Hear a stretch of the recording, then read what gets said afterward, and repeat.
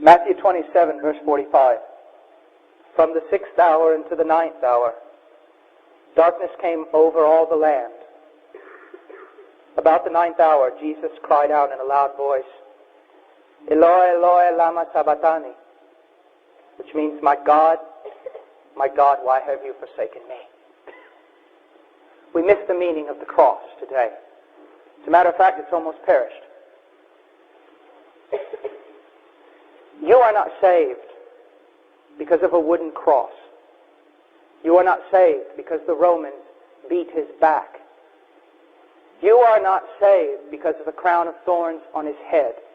And you are not saved because someone pierced his hands with nails. You are saved because he died, forsaken of his own Father, and condemned in your place. The pain of the cross is not found in crosses or nails or crowns of thorns or stripes on a back.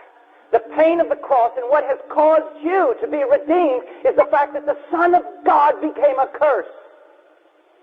You see, you don't realize that much because you don't hear it much. What makes the cross such a tragic but yet such an important event is that when Christ was on the cross, all the wrath of Almighty God that you should drink, he drank in your place. You see, when he was in the garden, I'm amazed that so many people wonder what was that cup he was so worried about drinking and that he wanted to pass from him. Well, just study the Old Testament. Almost every reference to cup in the Old Testament has something to do with the wrath of Almighty God. On that tree, he carried your sin. Everything that ever made you an abomination to Almighty God. Everything that God ever hated about you. Everything that ever deserved the wrath of God. Every disgusting, despicable abomination, trespass, and iniquity you ever committed, he carried. And he held up the cup of God's wrath, and he drank it. And when he turned it over, not one drop was left for you. Where's the pain of the cross? What makes that death such a terrifying and yet powerful thing? You see, you can't know unless you know what you are apart from it. Anything that deviates even less than a millimeter from the righteous standard of God is nothing more than an abomination before him and under a curse. When Jesus Christ was on that tree, it wasn't Romans that bothered him. It wasn't mocking from Jews. Is that the one who had always dwelt in the bosom of the Father carried our sin and became an abomination before him and became accursed.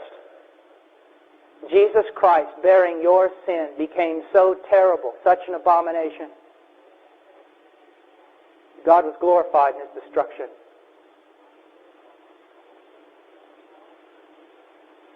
The pain of the cross, throw the whip to the wind.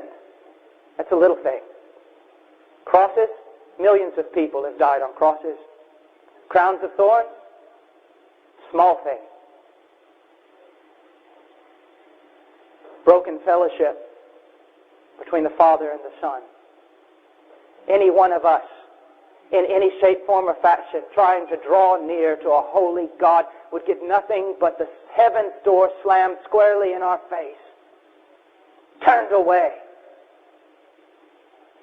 The door was slammed on someone else, the Son. He died. You're a child of God. He died for you. That's what makes everything else so small in life. And he died not under the wrath of man. That's not the big thing here. He didn't die a martyr. He wasn't wrestled up there. This wasn't something against God's will. It was God's design and God's plan. The only way for man to be saved. It is men that sinned against God. It's men who deserve to die. God had to become a man to take men's sin, to take your sin, and to take your curse and your condemnation and your wrath and die for you. Let's go to Isaiah 53.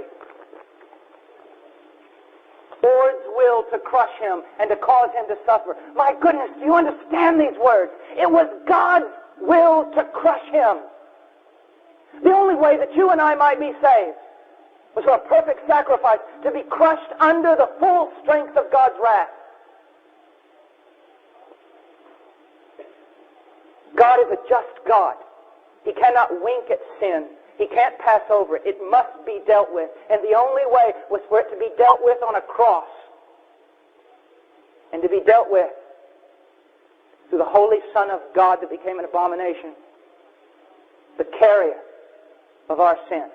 The serpent lifted up in the wilderness to be crushed by God. So that the full length of his justice would be poured out. So that then mercy could be poured out on you.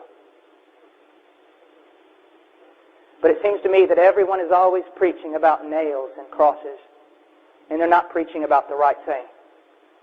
That the pain of the tree has nothing to do with metal or wood, but with the fact that the Son of God became a low thing.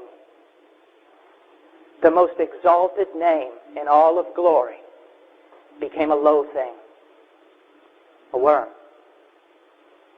A serpent. A lamb, a goat, a sacrifice, a substitution, make no mistake about it, an expiation, a thing to appease the wrath of Almighty God.